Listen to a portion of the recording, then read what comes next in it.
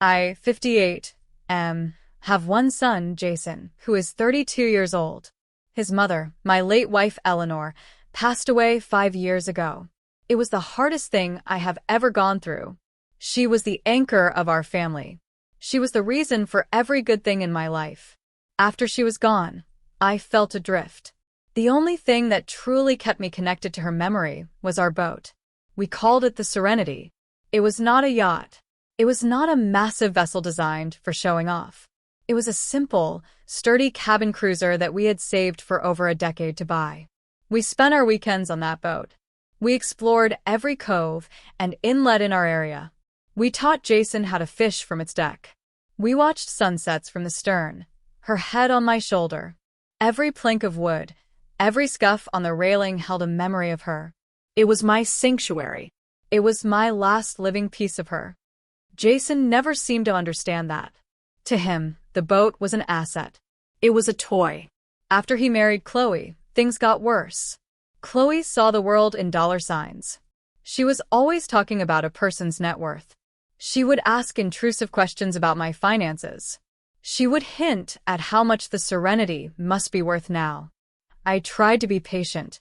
I tried to see it from their perspective. They were a young couple trying to make their way in the world. But their ambition always felt sharp and cold. It lacked any warmth or respect. They lived in a house far too big for them, with a koi pond in the backyard that cost more than my first car. They were always chasing a lifestyle they could not quite afford. The pressure started subtly. Jason would ask if he could borrow the boat for a weekend with his friends. I always said yes. I wanted him to love it the way I did. But he would bring it back with empty bottles left in the galley and new scratches on the hull. He would laugh it off. He would say that boats are meant to be used. I would spend the next day cleaning up after him and carefully repairing the damage. I felt a growing unease. He was using the boat, but he was not caring for it. He did not see the history in its wood. He only saw a platform for his parties. Then the hints became more direct. Chloe would say things at family dinners. She would say how much they would love to take a long trip on the boat one day. She would talk about how it was a perfect family heirloom. I knew what she meant. She meant it was an heirloom that should be passed down sooner rather than later. Jason would join in. He would talk about all the upgrades he would make if the boat were his. He would say he would install a new sound system. He would talk about getting a bigger engine. He was talking about erasing his mother.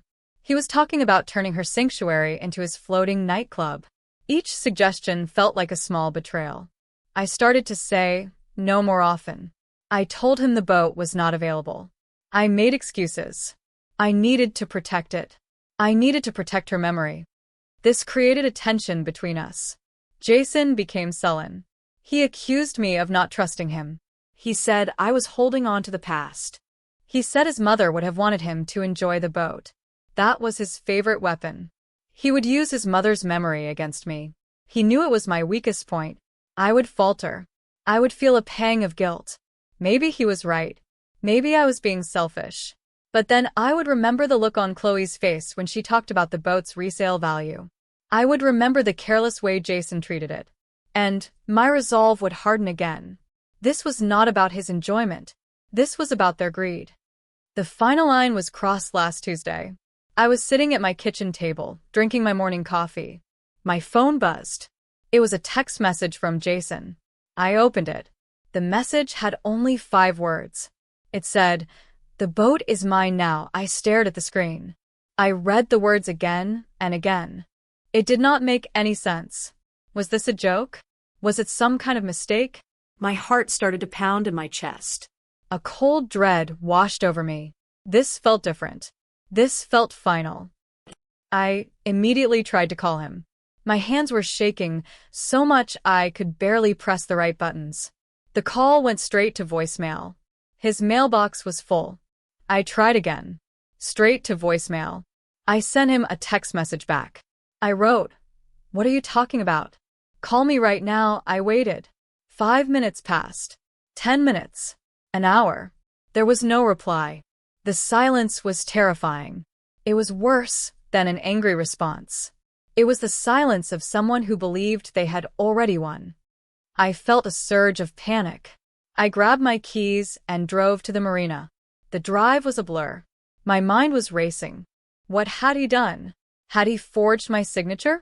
Had he found some legal loophole? Did he think I was just going to roll over and let him take it? The anger started to burn through the fear. This was not just a boat. This was Eleanor. This was my life with her. He had no right. When I arrived at the marina, I saw it. The Serenity was still there, sitting peacefully in its slip. It looked the same as always. I felt a small wave of relief. At least it had not been physically taken. I walked down the dock, my footsteps echoing on the wood. I climbed aboard. I checked the cabin. Everything was in its place. I checked the engine compartment. Nothing seemed out of the ordinary. I could not find any sign of forced entry or tampering. But the text message hung in the air. The boat is mine now. He would not have sent that unless he believed it to be true. He was arrogant, but he was not stupid. Something had happened. Something I did not know about. I sat in the captain's chair, the one where I had sat with Eleanor 1,000 times. I looked out at the water. I felt a profound sense of violation. My son, my own flesh and blood, was trying to steal the most precious thing I had left. The grief I felt for my wife was suddenly joined by a new grief. I was grieving the son I thought I had. I knew this was not a misunderstanding I could clear up with a simple conversation. This was a declaration of war. My own son had drawn a line in the sand. He had decided that his desire for a material object was more important than his relationship with his father. He had decided that his wife's ambition was more important than his mother's memory. And in that moment, sitting alone on the boat, I decided something too. I decided that he was not going to win. I would not let him erase her. I would not let him take this from me. I did not know how I was going to fight back yet. But I knew, with absolute certainty, that I would. The quiet, grieving man he thought he could push around was gone. He had created a new man. A man who was ready to do whatever it took to protect what was his. I finally drove home from the marina late that afternoon.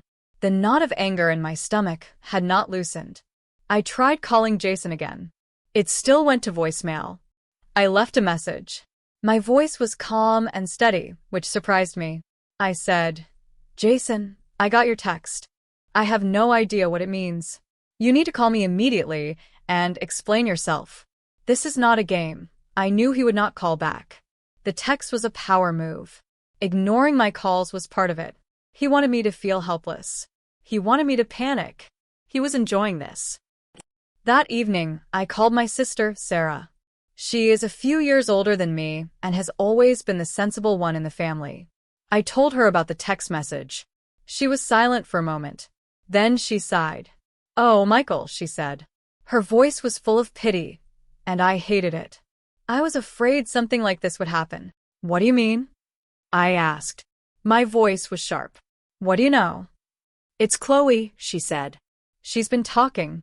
She was at a family get-together last month, and she was going on and on about their big plans." Sarah paused. I could hear her choosing her words carefully. "She told everyone that you were giving them the boat as an early inheritance. She made it sound like it was a done deal. She said you were getting too old to manage it on your own, and you wanted it to stay in the family." The words hit me like a physical blow. A lie. A calculated, public lie. They were building a narrative. They were painting me as a frail old man who was gratefully handing over his possessions. They were making it socially impossible for me to say no. If I refused, I would look like the villain who was going back on his word. I felt sick. "I never said that, Sarah," I said. "I never said anything like that." "I know you didn't," she replied softly. "You love that boat more than anything. It's Eleanor's boat." But Chloe is very convincing. She had everyone believing it. She was even showing people pictures of a new kitchen they were planning to install with the money. "The money?" I asked, my voice barely a whisper. "What money?" "The money from selling the boat," Sarah said, and then she gasped, as if she realized she had said too much. "Oh, Michael. I'm so sorry. I assumed you knew. She told everyone you had given them your blessing to sell it to finance their new business venture." That was it. That was the missing piece. The text message was not about him using the boat. It was about him liquidating it. He was not just erasing his mother's memory. He was selling it to the highest bidder to fund his wife's extravagant tastes. The cold dread I had felt earlier turned into a white-hot rage. He was not just taking my boat. He was taking my wife's legacy and turning it into cash for a granite countertop and a sub-zero refrigerator. I felt a chilling clarity. This was not a family squabble. This was a heist. "Thank you for telling me, Sarah," I said. My voice was eerily calm. "What are you going to do?" she asked, her voice laced with worry. "I'm going to handle it," I said. I did not elaborate. I did not want to involve her further. This was between me and my son. I ended the call and sat in the dark for a long time. The house was silent around me. In that silence, I could almost hear Eleanor's voice. She was a gentle woman, but she was not weak. She would have never stood for this. She would have fought. And so would I. The next morning, I called my friend Mark. Mark has a slip at the same marina. We have known each other for 20 years. He is a retired mechanic, a straight shooter who does not gossip, but he sees everything. I asked him if he had seen Jason around the marina lately. "Yeah, I've seen him," Mark said. "He's been here a few times in the past month with his wife. Real go-getter, that 1 inch." "What were they doing?" I asked, trying to keep my voice casual. "They had a surveyor with them last week," Mark said. I thought it was odd. Usually get a survey done when you're buying or selling. Asked Jason about it. He said you were thinking of upgrading and wanted to get a current valuation. Another lie. A lie to a trusted friend. The web they were weaving was intricate. And did he say anything else?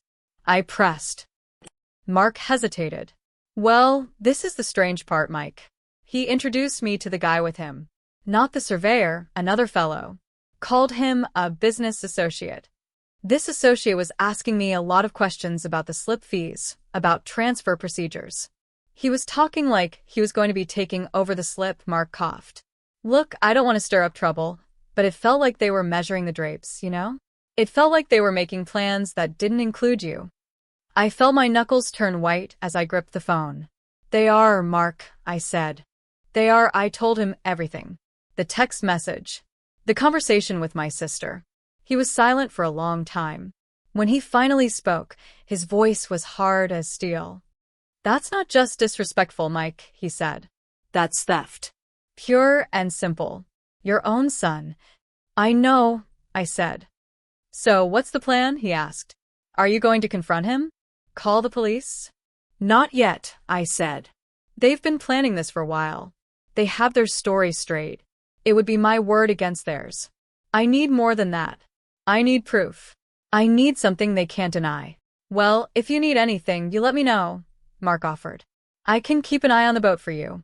I can ask around. People talk at the marina. Someone might have seen or heard something else." "Thank you, Mark," I said. "I appreciate that more than you know." After I hung up, I walked into my home office. It was the room where Eleanor used to do her paperwork. I kept all my important documents in a locked filing cabinet in the corner. I unlocked it and pulled out the folder for the Serenity. I took out the official title. It was a simple piece of paper, but it was the legal proof of my ownership. My name was clearly printed on it. My signature was at the bottom. I held it in my hands. This was what they wanted. This was what they were trying to circumvent. An idea began to form in my mind. It was a cold and hard idea. It was an idea born of betrayal and fury. They wanted to turn my wife's memory into a business transaction. They wanted to erase the past for their future. I decided I would give them a transaction they would never forget. I put the title back in the folder, but I did not put the folder back in the cabinet. I left it on my desk. I looked at it, and my plan began to take shape. It was a terrible plan. It was a destructive plan. And it felt absolutely, completely right. My first step was to understand exactly what they had done, or what they were trying to do. The surveyor Mark mentioned was a key piece. A survey is required for insurance and financing. It's also a standard part of any sale. Them getting a valuation was a clear sign they were preparing to sell. The business associate asking about slip transfers confirmed it. They were not just planning. They were executing. I started with my own records. I went through my bank statements for the past 6 months with a fine-toothed comb. I was looking for anything related to the boat that I did not authorize. It took hours. Late into the night, I found it. It was a small charge, only $50 from 3 weeks ago. The vendor was listed as Marine Documentation Services. I had never used a service like that. I did my own paperwork. I called the bank's 24-hour hotline, asked for more details on the charge. The customer service representative was helpful. She told me the service was an online company that helped with title transfers and lien searches for vessels. A lien search. They were checking to see if I had any loans against the boat. This was a preliminary step for a sale or for taking out a new loan against it. They were using my own money, my own bank account, to prepare for its theft. The audacity of it was breathtaking. It was a small amount, but it was proof. It was a digital footprint that led right back to them. They were sloppy. They were arrogant. They assumed I would never notice. The next day, I drove to the marina again. This time, I did not go to my boat. I went to the marina office. I spoke with Brenda, the office manager. I have known her for years. I told her I was updating my insurance and asked if she had a copy of my file on hand. She was happy to help. She pulled out my folder. As she was looking for the insurance documents, I casually asked, "Has my son Jason been in here recently? He mentioned he might stop by to handle some paperwork for me." I was baiting a trap. Brenda frowned in concentration. "Jason? Yes, he was in here last week," she said. "He wanted to get a copy of the slip agreement. He said you were thinking of adding him to the title, and he wanted to make sure all the paperwork was in order." She smiled at me. "It's so nice that you're keeping the boat in the family." My blood ran cold. He had lied to her face. He had used my name and my reputation to further his scheme. He was poisoning the well, making everyone believe this was my idea. Did he ask for anything else? I asked, keeping my voice level. "He asked for a blank transfer of ownership form," she said. "He said he was going to bring it to you to sign." To make things easier, she handed me my insurance papers. "Here you go, Michael. Let me know if you need anything else." I thanked her and left the office.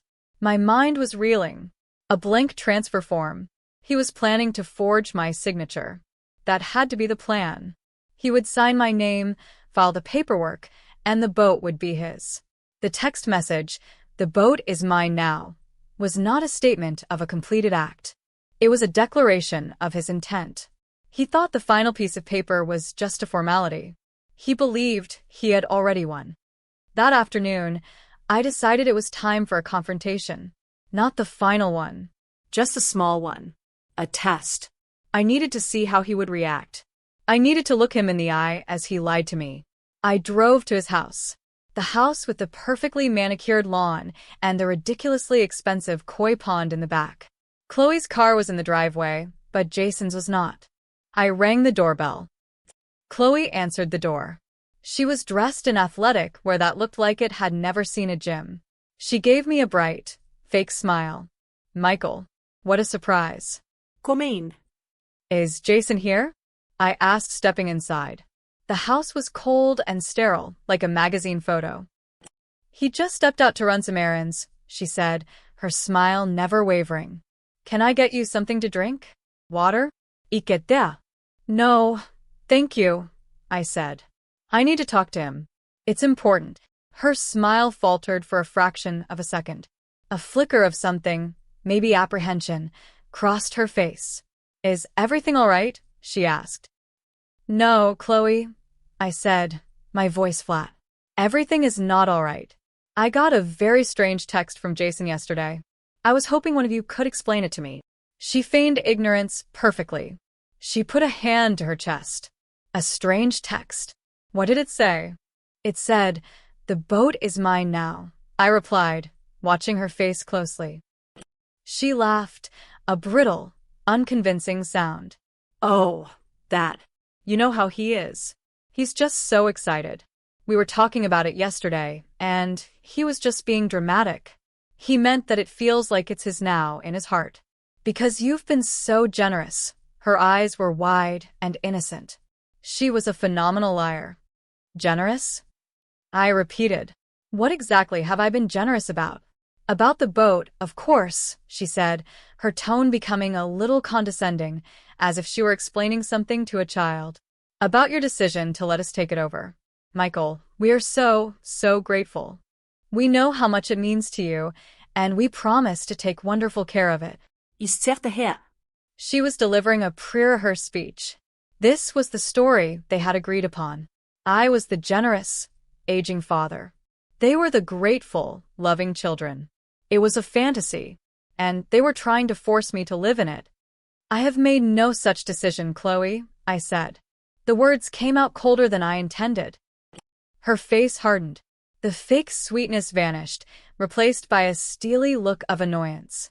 Michael, let's not play games, she said. We've all been talking about this for months. You agreed this was for the best. Jason said you two had it all worked out. Jason is mistaken, I said. Or, he is lying. The boat is mine. It is not for sale. It is not being given away. And it is certainly not his. We stood there in a standoff in her pristine, soulless living room. The air crackled with tension. This was the first shot fired.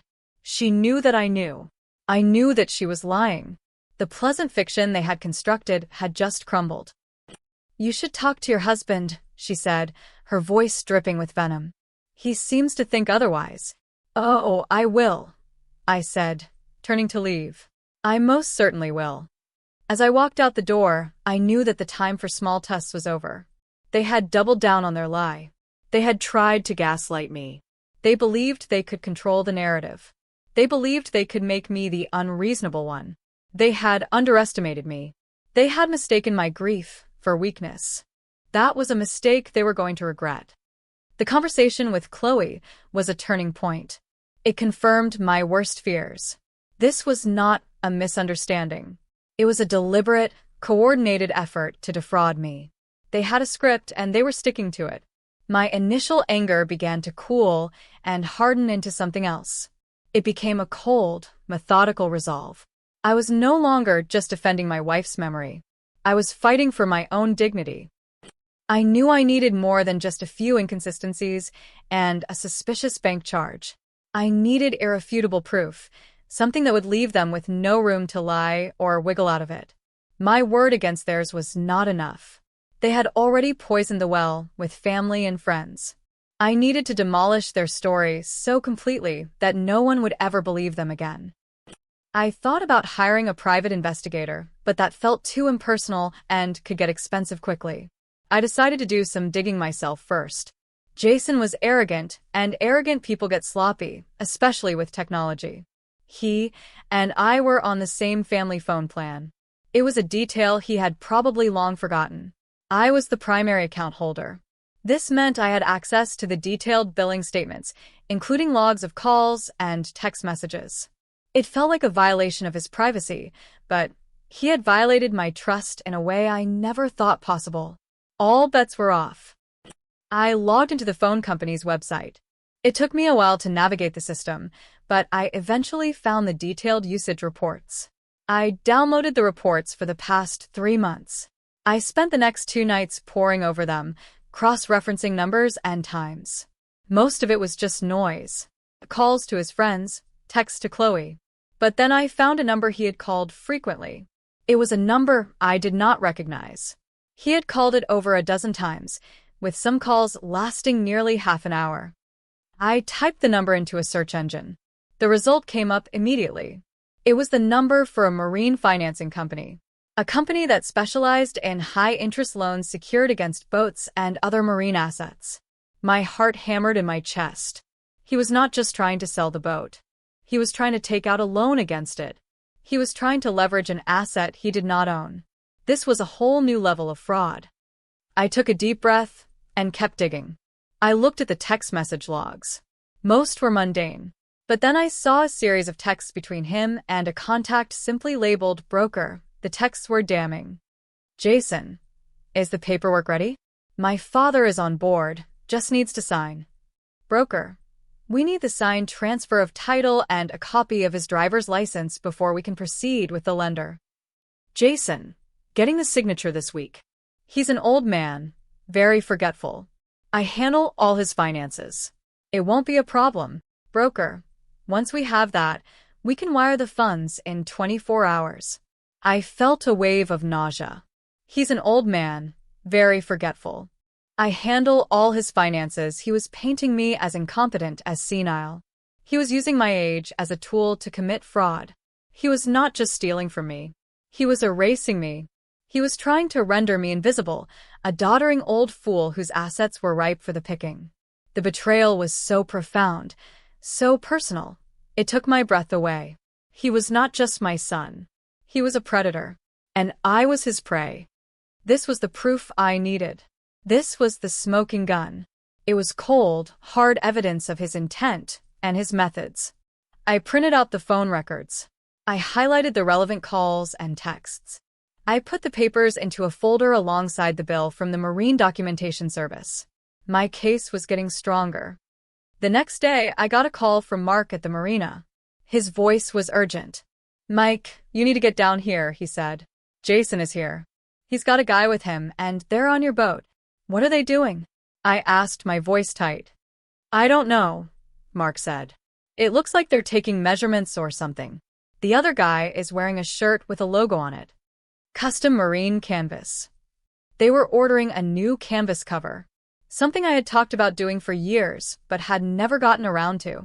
They were spending money on it, acting as if they were the rightful owners, making improvements before they had even stolen it. The audacity was staggering. "Don't let them see you," I said to Mark. "Just keep an eye on things. I'm on my way." I drove to the marina, my mind racing. This was escalating faster than I had anticipated. I parked my car where it could not be seen from the docks and walked down a parallel pier, keeping a low profile. I could see them on the Serenity. Jason was standing there with his arms crossed, pointing at things, looking proud and proprietary. The other man was taking notes on a clipboard. I got out my phone and switched it to the video camera. I zoomed in as much as I could. The image was a little shaky, but it was clear enough. It was Jason on my boat, conducting business as if it were his. I recorded for a few minutes. It was more circumstantial evidence, but it fit the pattern. It showed his state of mind. He truly believed this was a done deal. As I watched, I saw Jason laugh and slap the other man on the back. He looked so confident, so smug. He had no idea he was being watched. He had no idea that the forgetful old man was documenting his every move. In that moment, watching him on the deck of the boat his mother had loved so much, my plan crystallized. It was no longer just about stopping him. It was about teaching him a lesson in consequences, a lesson in respect, a lesson so profound that he would carry it with him for the rest of his life. I stopped recording and walked back to my car. I did not confront him. The time for that would come, but it would be on my terms. In a place of my choosing, when I had all the pieces in place. He thought he was in control. He thought he was the one pulling the strings. He had no idea that the puppet master was just getting started. And the final act was going to be a masterpiece. The evidence was piling up. I had the text message. I had my sister's account of Chloe's lies. I had the fraudulent charge on my bank account. I had the phone records showing his calls to the loan company and his texts with the broker. I had the video of him on the boat ordering custom work. It was a solid case, but I felt like I was still missing the centerpiece. I needed something that was not just about his intent, but about his actions. I needed proof of an attempted crime, not just a planned one. The blank transfer of ownership form that Brenda, at the marina, had mentioned kept nagging at me.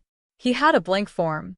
He told the broker he was getting the signature. I knew he would not dare ask me to sign it because he knew I would refuse.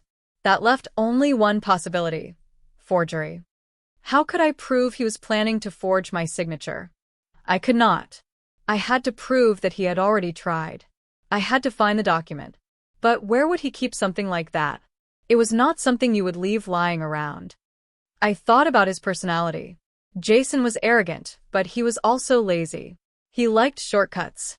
He was also heavily reliant on Chloe to organize his life. If there was a document like that, Chloe would be the one to handle it. She was the planner. She was the one who kept their lies straight. I needed to get into their house. It was a risky idea, but I could not see any other way. I knew they were both out of the house on Thursdays. Jason played golf with his work colleagues, and Chloe had a standing appointment at a spa. It was a small window of opportunity, but it was my only chance.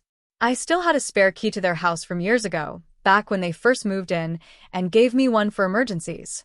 I was sure they had forgotten all about it. That Thursday, I felt a nervous energy I had not felt in years. This was a line I had never thought I would cross. But Jason and Chloe had crossed so many lines themselves. They had shredded the rulebook of family and trust. I was just playing the game by their new rules. I parked my car a few streets away and walked to their house. The street was quiet. I let myself in through the side door, my heart pounding. The house was as silent and sterile as ever. I went straight to the small office they shared. It was neat and tidy. Too tidy. I started looking through the desk drawers. They were filled with bills and generic paperwork. Nothing interesting. I looked at the bookshelf. It was filled with books on business and self-improvement. Books I doubted either of them had ever actually read. I ran my hand along the spines. One of them, a thick book titled The Art of the Deal, felt different. It was lighter than it should have been. I pulled it out. It was a hollowed-out book, a secret safe. My son, the cliché. I opened it. Inside were a few documents. My breath caught in my throat. On top was the transfer of ownership form from the marina. And at the bottom, on the signature line, was a crude, clumsy attempt at my signature. It was terrible. It looked nothing like my real signature. But he had done it. He had actually done it. Beneath the transfer form was another document that made my blood run even colder. It was a durable power of attorney form. It granted Jason full control over all my financial and medical affairs, effective immediately. He had filled it out completely. And at the bottom was another forged signature. My signature. He was not just trying to steal my boat. He was trying to steal my life. My autonomy. He was trying to have me declared incompetent so he could take everything. The forgetful old man. It all made sense now. I took out my phone and took crystal clear pictures of both documents. I made sure the forged signatures were perfectly in focus. I photographed the hollow book they were hidden in. This was it. This was the key artifact. The undeniable proof of their conspiracy. This was not just a family dispute anymore. This was a criminal act. As I was about to put the book back, I noticed a small flash drive tucked into a corner of the hollowed-out space. I hesitated for a moment, then I took it. I put the book back on the shelf, exactly where I had found it. I left the house, making sure everything was locked up behind me. I felt no guilt, only a chilling sense of purpose. When I got home, I plugged the flash drive into my computer. It was not password protected. Of course not. They were too arrogant for that. The drive contained only a few files. They were audio recordings. I clicked on the first one. I heard Chloe's voice, clear as day. "Did you practice the signature again?" she asked. Then I heard Jason's voice. "Yeah, it's harder than it looks. His handwriting is so shaky." "Well, keep practicing," Chloe said, her voice sharp. "The broker is getting impatient. And I've already put the deposit down on the new kitchen. We need that money, Jason. Don't mess this up." The second recording was even worse. It was a phone call between Jason and the man from the marine loan company.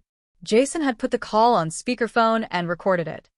"So, just to confirm," the loan officer said, "your father, Michael, is fully aware and has authorized you to secure a loan against his vessel, the Serenity." "That's correct," Jason said smoothly. "He's given me power of attorney to handle all his affairs. He's not in the best of health, you know. His mind is starting to go. I'm just trying to make sure his assets are managed properly." I felt the air leave my lungs. He was not just lying to a loan officer. He was building a case to have me declared mentally unfit. The power of attorney form, the lies to the broker about me being forgetful, this recording. It was a calculated plan to strip me of everything I owned and everything I was. I saved copies of the audio files and the pictures of the forged documents to my secure cloud storage. I then wiped the flash drive clean and put it in my pocket. I would put it back the next time I had a chance. They should not know what I had found. Not yet. I now had the full truth. They were not just greedy. They were ruthless. They were willing to commit multiple felonies and destroy my life for money. My own son. The boy I had taught to fish on that very boat. The boy whose mother had loved him more than life itself. He had become a monster. And I knew exactly what I had to do. My plan had been forming in pieces, but now it was whole. It was a plan for justice. It was a plan for vengeance. It would not be enough to simply stop them. It would not be enough to expose them. I had to create a consequence so fitting, so poetic, that it would haunt them forever. They wanted to turn my wife's memory into a financial instrument. I would turn their financial ambitions into dust. And I would do it in a way that would make them the authors of their own humiliation. The stage was set. The evidence was gathered. It was time to write the final act. I spent the next few days preparing. The first thing I did was visit my lawyer. I did not tell him the full extent of my plan, but I showed him the evidence I had gathered. The pictures of the forged documents, the text messages, the phone records. He was a good man, a friend of mine for years. He looked at the papers, his expression growing more and more grim. "Michael, this is serious," he said, taking off his glasses and rubbing his eyes. "This is forgery, fraud, and conspiracy. We need to go to the police." "Not yet," I said. "I'm not interested in sending my son to prison. Not if I can avoid it. But I need to know my legal standing. If I confront him, what are my options?" He explained the legal ramifications. I had a rock-solid case. I could press charges. I could sue them for damages. I could get a restraining order. He told me to make multiple copies of all the evidence and store them in safe places. I assured him I already had. "What do you want to happen here, Michael?" he asked. "I want them to stop," I said. "And I want them to understand that there are consequences for what they have done. I want them to feel the loss they tried to inflict on me." "Be careful," he warned. "People like this, when they get cornered, they can become unpredictable." "I'm counting on it," I said. My next step was to set the stage. I called Jason. He answered on the second ring, his voice wary. "Dad, is everything okay?" "Everything's fine," I said, my voice deliberately cheerful. "Listen, your mother's birthday is coming up next weekend. I was thinking of having a small dinner at the house. Just family. You, Chloe, your Aunt Sarah. A chance to get together and remember your mom." There was a pause on the other end of the line. I could almost hear the gears turning in his head. He was suspicious. But he could not refuse. To refuse a dinner in his mother's memory would look callous, especially after he had been using her memory to justify his actions. "Yeah, Dad," he said finally. "Yeah, of course. That sounds nice. We'll be there." "Great," I said. Saturday at 7. I hung up before he could ask any more questions. The trap was set. On the day of the dinner, I prepared the house. I cooked Eleanor's favorite meal, roast chicken with rosemary potatoes. I set the table with the good china. I put a picture of her on the mantelpiece. The house smelled of home and memory. It was a perfect picture of familial warmth, a perfect stage for the cold reality I was about to unleash. My sister Sarah arrived first. She gave me a hug. "How are you holding up?" she whispered. "I have a plan, Sarah," I said. "Just trust me. No matter what happens tonight, just follow my lead." She looked at me, her eyes full of concern, but she nodded. Jason and Chloe arrived exactly at 7. They brought a bottle of overpriced wine. Chloe was wearing a dress that was too formal for a family dinner. She was trying too hard. Jason looked uncomfortable. He could not meet my eye. "It smells delicious, Michael," Chloe said, her voice bright and false. "Your mother loved this meal?" I said, looking directly at Jason. He flinched. We sat down to eat. The conversation was stilted and awkward. I let the silence hang in the air. I wanted them to squirm. Chloe tried to fill the void with chatter about her work, about their friends, about a vacation they were planning. I just nodded and ate my food.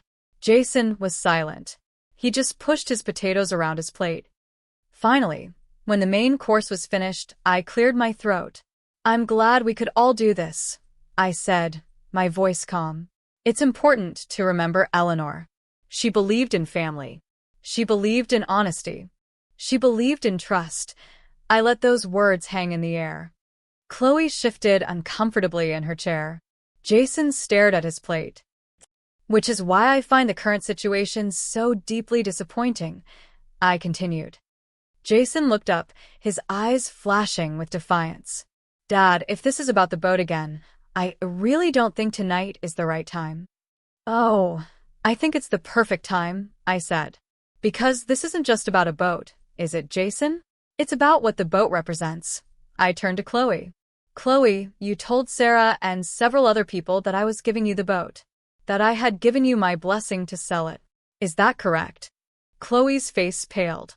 She looked at Jason for help, but he refused to meet her gaze. "It was a misunderstanding," she stammered. "I must have misinterpreted what Jason told me." "A misunderstanding," I repeated. "That's interesting, because Jason has been telling a lot of people a lot of things. He told Mark at the marina that I was thinking of upgrading. He told Brenda at the office that I wanted to add him to the title. Which story is the true one? I'm getting a little confused." "Dad, stop it," Jason said, his voice rising. "You're making things up. You're confused. We talked about this. You said you wanted me to have it. This was the moment. The accusation I had been waiting for." "I'm confused," I asked softly. "That's what you've been telling people, isn't it? That I'm a forgetful old man. That my mind is starting to go." I reached into the pocket of my jacket and pulled out a small stack of papers. I laid the first one on the table. It was the printout of the text message. "The boat is mine now." I laid down the next one. It was the bank statement with the charge from the documentation service. I laid down the phone records, with the calls to the loan company highlighted in yellow. I laid down the printouts of the texts with the broker. Jason and Chloe stared at the papers, their faces a mixture of shock and horror. Sarah gasped. "You see, I may be old," I said, my voice quiet but carrying through the silent room. "But I'm not stupid. And I'm not forgetful. I saved the best for last." I took out my phone and placed it on the table. I pressed play. The room filled with the sound of Chloe's voice from the recording. "Did you practice the signature again?" Then Jason's voice. "Yeah, it's harder than it looks." Chloe let out a small, strangled cry. Jason looked like he had been punched in the gut. I pressed stop.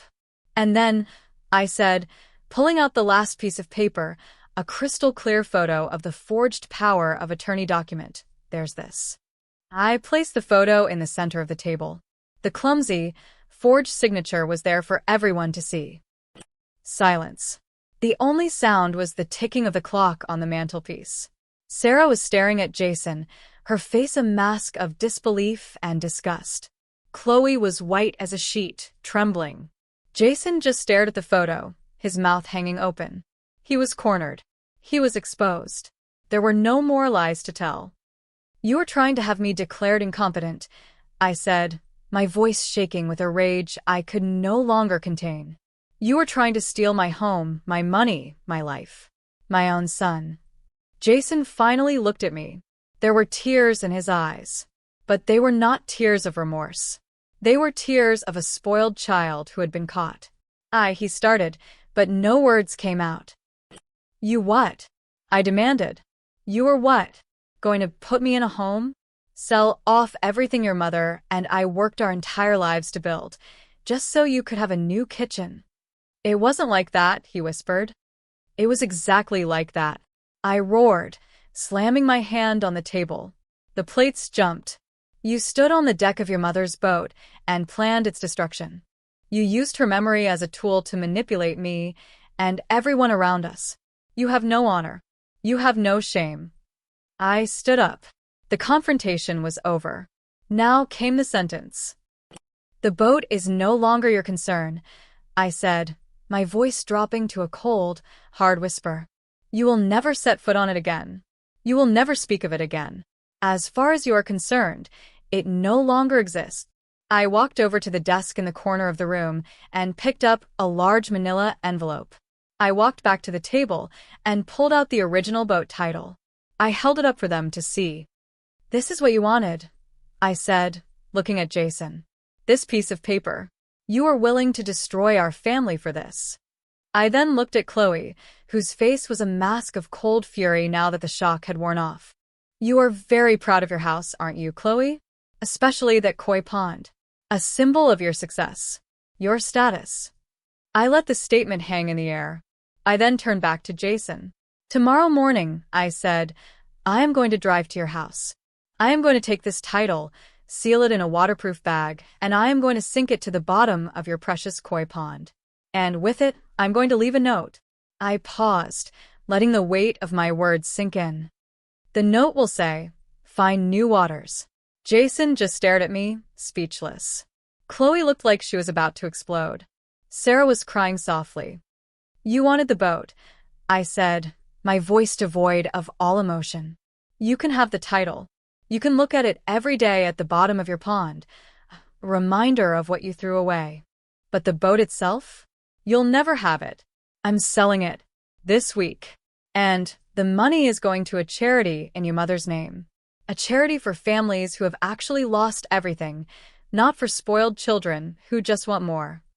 I looked at my son, truly looked at him, and I felt nothing but a vast, empty disappointment. The love I had for the boy had been killed by the man he had become. "Now get out of my house," I said. "Both of you." They did not need to be told twice. They scrambled from their chairs and practically ran out the door, leaving a trail of shattered lies and broken trust behind them. The confrontation was over. The climax had passed. Now all that was left was the resolution. And I knew exactly how it would play out. After Jason and Chloe fled, Sarah rushed over to me. She wrapped her arms around me, and I could feel her shaking. "Michael, I am so sorry," she sobbed. "I had no idea it was that bad." "Forgery? Power of attorney? My own nephew," she could not finish the sentence. I held her for a moment. I felt drained, empty. The rage that had fueled me through the confrontation had receded, leaving behind a deep, aching sadness. "It's not your fault, Sarah," I said. "They fooled a lot of people. But what you said about the koi pond," she said, pulling back to look at me. "Are you really going to do that? Isn't that cool?" I looked at her, and my resolve hardened again. "Is it as cruel as trying to have your father declared mentally incompetent so you can steal his assets? Is it as cruel as planning to sell the last remnant of your mother's memory to fund a kitchen renovation?" I shook my head. "No. It's not cruel. It's justice. It's a lesson. They deal in symbols of wealth and status. I'm simply giving them a new one, a permanent reminder of their greed." She wiped her eyes and nodded slowly. "You're right," she said. "You're absolutely right. They need to learn. I hate that it has come to this." Eleanor would be heartbroken. Eleanor would have done the same thing, only she would have been a lot tougher about it, I said, a faint smile touching my lips. "She didn't suffer fools, and she certainly didn't suffer thieves." The next morning, I woke up with a sense of clarity I had not felt in years. I made coffee and sat at my kitchen table, just as I had the day the infamous text arrived. But I was a different man now. I was not the grieving husband, lost in his memories. I was a man who had taken control of his life. I took the official boat title and a small, heavy rock from my garden. I found a sturdy, clear plastic bag with a ziplock. I wrote the note on a piece of thick cardstock. The words were simple and stark. "Find new waters." I placed the note and the title in the bag, added the rock for weight, and squeezed out all the air before sealing it tight. I then sealed that bag inside a second one. It was ready. I drove to Jason and Chloe's neighborhood. It was a beautiful Sunday morning. People were out walking their dogs, jogging, living their quiet suburban lives. I parked down the street, just as I had before. I walked up to their house. I did not bother with the door. I walked around the side of the house, through the gate, and into their backyard. The koi pond was exactly as I remembered it, an ostentatious, over-engineered water feature filled with fat, colorful fish that were worth more than my monthly mortgage payment used to be. It was the centerpiece of their yard, the thing they showed off to all their guests. It was Chloe's pride and joy. I stood at the edge of the pond. I held the weighted bag in my hand. I did not feel anger anymore. I did not feel sadness. I just felt a quiet sense of finality. This was the end of a chapter. I took a deep breath and tossed the bag into the center of the pond.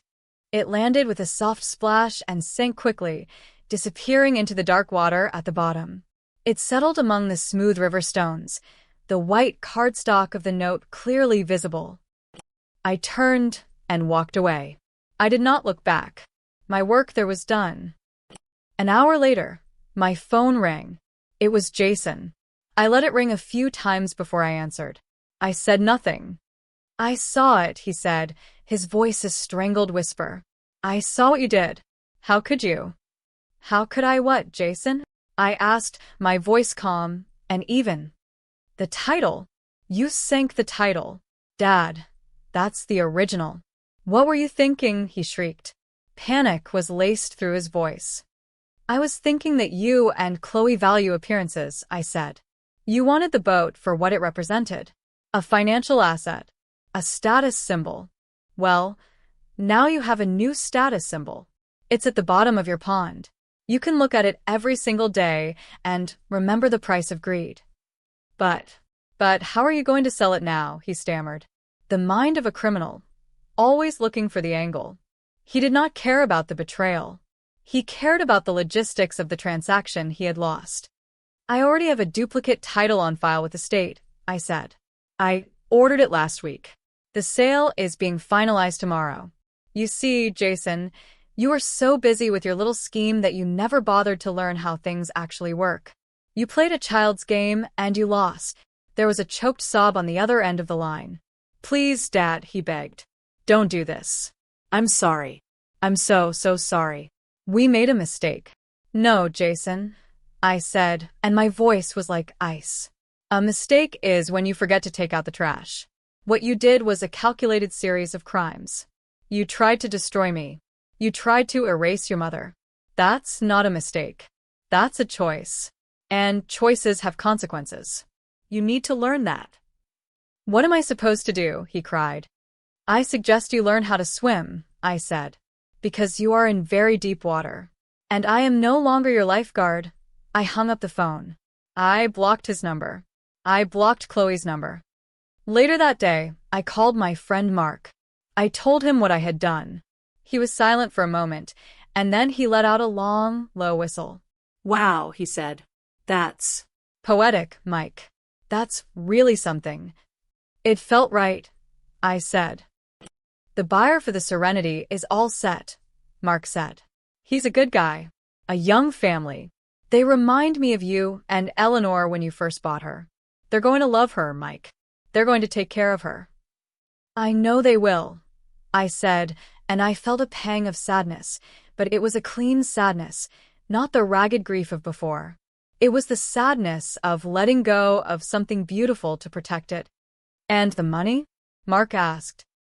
The check will be made out directly to the Eleanor Graham Memorial Fund, I said. It's a new charity I set up. It's going to provide grants to support caregivers for dementia patients. The irony was not lost on me. Jason had tried to use the lie of my mental decline to get rich. Now, the proceeds from his intended crime would go to help people who were truly suffering from those diseases. His greed would fuel an act of pure charity. The fallout was swift. Sarah told me that the story ripped through the family. No one could believe what Jason and Chloe had tried to do. They were ostracized. They were uninvited from family events. Their carefully constructed image of the perfect, successful couple was shattered. Chloe's social climbing came to an abrupt end. Jason's reputation at his job suffered when rumors began to circulate. They were left alone in their big, sterile house with a constant, visible reminder of their failure at the bottom of their garden. A week later, I was on the water. I had kept a small fishing boat, a simple little thing that was more than enough for me. The sun was warm on my face. The water was calm. I felt a sense of peace I had not felt since Eleanor died. I had lost a son, but I had found myself again. I was not the forgetful old man he had tried to make me. I was strong. I was capable. And I was free. I looked out at the horizon, at the endless expanse of blue. I had found new waters. And they were beautiful. They were all mine.